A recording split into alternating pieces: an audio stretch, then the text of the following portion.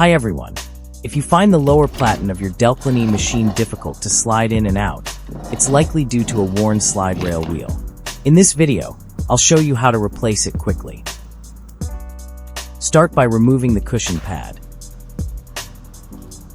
Use a Phillips screwdriver to remove the 2 Phillips head screws.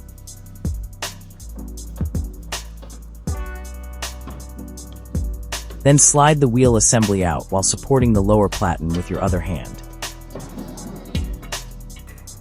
You'll need to remove the rubber end cap from the back of the machine, then take out the worn slide rail wheel.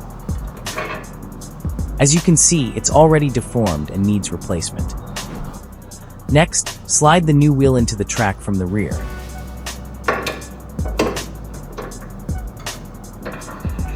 Reinstall the rubber end cap.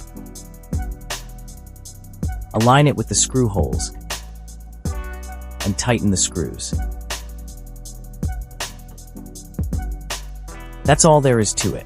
The slide rail wheel replacement is complete.